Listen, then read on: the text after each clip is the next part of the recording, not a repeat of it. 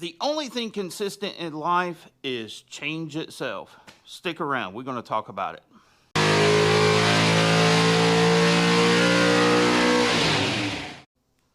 The first thing I want to do is thank all of my viewers of the channel.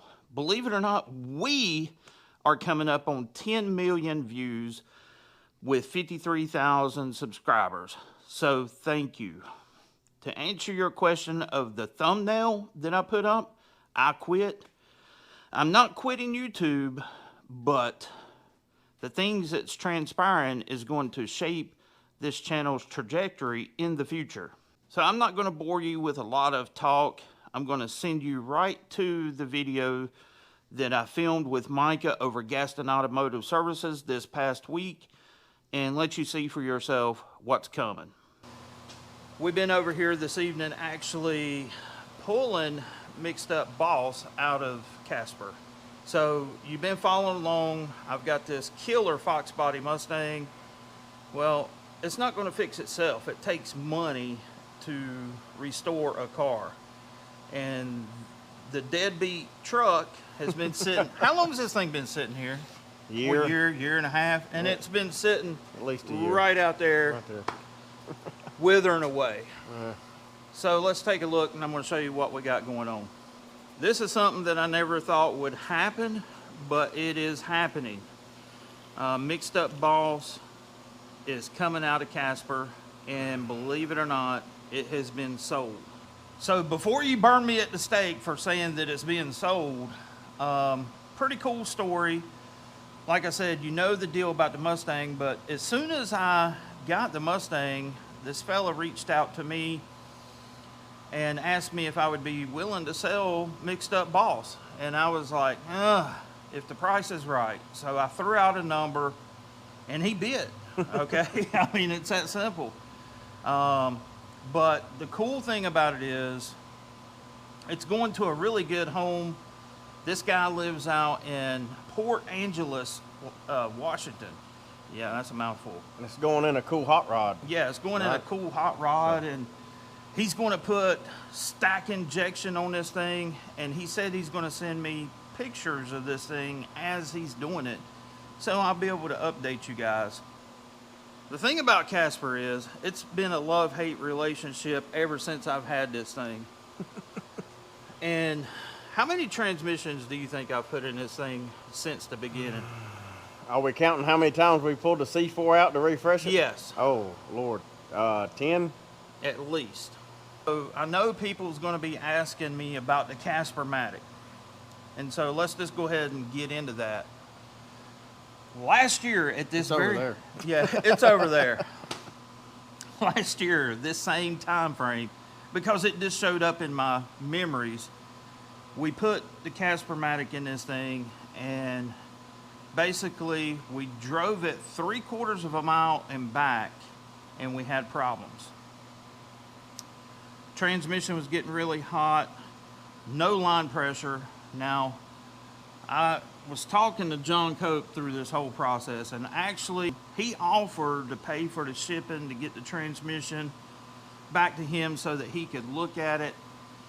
But honestly, at that time, I was sick of this thing. I was sick and tired of doing the same thing over and over again. Sometimes you gotta step away. Yeah, and so, like I said, it's been out behind his shop forever. Oh yeah, thought I would send the converter off to get cut open, which I'll put a little bit of that footage in here. I see a lot of metal in there. Yeah. Do you think that's the? Do you think it's the clutch? Probably, yeah. There's a lot of metal in there. You can see it.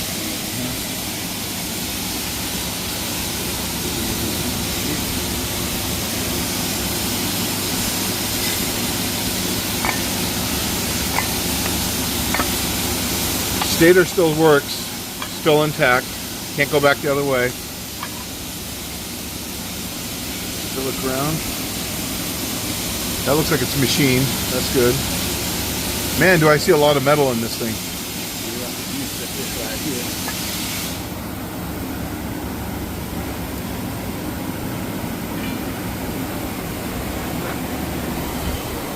See if any parts come out of it. Man, it stinks. Yeah. I wish you guys had smell-o-vision. Does that bearing look okay? Well, that thing looks trashed.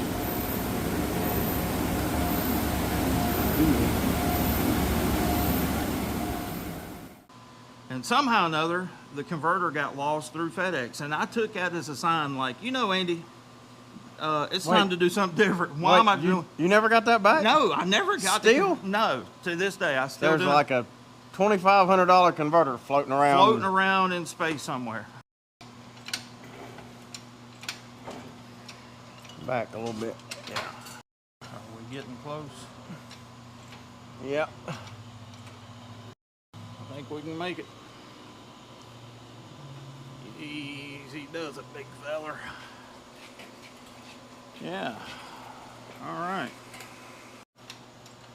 So there she is in her glory. Brian Payne is the guy who's actually buying this. Like I said, he's out on the West Coast, complete opposite of where we're at, but we've got it out. I'm going to clean it up a little bit, and we got to get it crated up and get it ready to be sent along its way. But man, not the way I thought this thing would go out. You know what I'm saying? Well, like I said, all great things come to an end Yeah. at some point. As you can see, that's a lot to take in. It's a lot for me to take in. I mean, I never thought that that would happen, but hear me out. Hear me out. I have learned over the years, and Uncle Tony in the beginning instilled this in me. Andy, you can't be a one-trick pony. You've got to have diverse audience. And it took me a while to figure that out, but you can be spread too thin. And basically what happened with Casper was it became more of work than fun. And the thing about automotive hobby is it's got to be fun or we wouldn't do it. When it becomes work, man, that's when I think, nope, it's got to go. So here where we're at. I've thought long and hard about what I'm going to do with Casper, you know, with no engine in it. I thought, well, I could build a small block for it and just piddle around with it. No, it's time for that chapter to come to a close. And I have decided that I'm going to sell Casper as a rolling chassis. If you are interested in having and owning Casper, email me at tunnelram393w@gmail.com, because like I said, this will not restore itself, which leads me to another thing. Money is a big topic or big issue with YouTubers, especially small YouTubers. Surprisingly, we don't get paid very much for our YouTube content unless you have a video that takes off and gets hundreds and thousands of views, then you will do pretty good that month. But with that being said, projects require money. And my wife and I, give you a little background about how we operate. I keep my YouTube separate from family expenditures. And every bit of money I get back, I reinvest. So the only way for me to restore this car is for YouTube to pay for it. And the only way I can free up immediate cash is with Casper and Mixed Up Boss. Let's talk about the projects on the channel. I still have Mission Impossible 318 over here that needs to get finished. My plan was to have it together for the No Name Nationals. That's not going to happen. I've done put probably $2,000 of my own money into it and slowly working its way up on the punch board. I want to get that engine going, get it in its glory, and move on from it. Lesson learned there. Never take on a project that other people abandon. Second thing, the Mustang here. I want to get it running in pristine 1985 condition and then figure out what we're going to do to the engine to make it Unity-fied without going extreme. And then I have the Crown Vic. The Crown Vic is going to be my hot rod. This here is not going to be a drag car, okay, folks? Not going to happen. I may take it to the drag strip just to see what it runs, but it's not going to be a drag car. That's what the Crown Vic is for. We're going to have fun with 4 doors and hurt a lot of feelings. What's coming with the Crown Vic is the 7.3 Godzilla engine with a 10R80 and suspension upgrades from ATDR. I'm looking forward to that. I'm working with US Shift. My buddy Carl, we've got some big things on the plate coming for the channel. As far as drag racing goes, with Micah and Clark and the Crown Vic, it's going to be epic. You don't want to miss it. So what I'm doing now is narrowing the focus of my channel slightly. I still want to maintain and do history videos. I don't do them near as often, man. You've got Brian Lones out there doing them, man, and he is phenomenal. With that being said, I'm really excited for the future because you can't overlook the dyno videos that I'm going to be producing with Greg over at the REC Engine Dyno in Charlotte, man. We Dyno Club coming up in October. Really excited to see you folks show up and show out. Bring some really cool engines, be able to dyno them for $250. You can't do that anywhere else in the country. Just saying. And you get to hang out with cool people. So, until next time, this is Andy from Unity Motorsports Garage. I will catch you later, but I'm going to leave you with some cool clips of Casper and Mixed Up Boss in the beginning, because that is what started my channel, and thank you. And I hope and pray that you continue to come along with this journey in whatever project we do here on Unity Motorsports Garage. See ya. Yeah. All right, see if she'll crank up.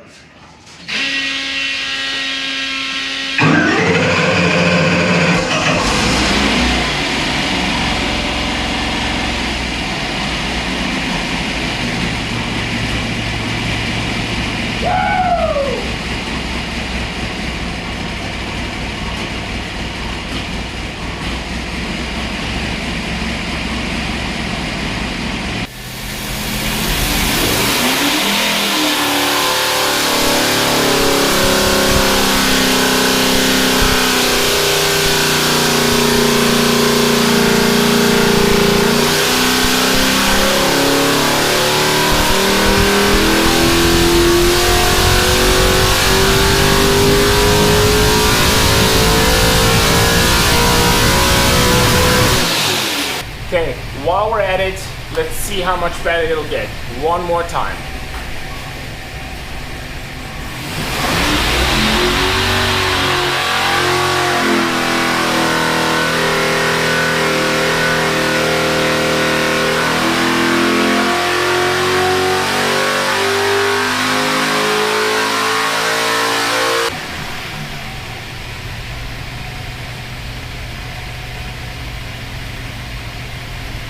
Alright, I think this is as good as it gets.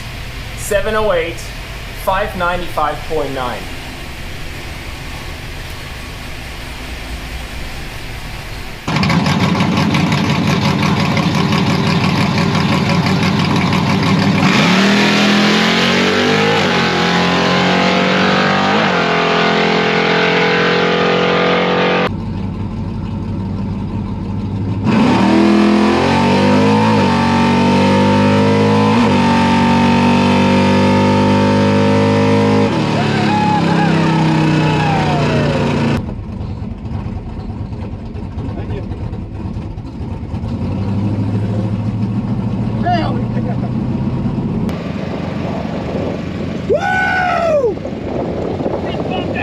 That's right.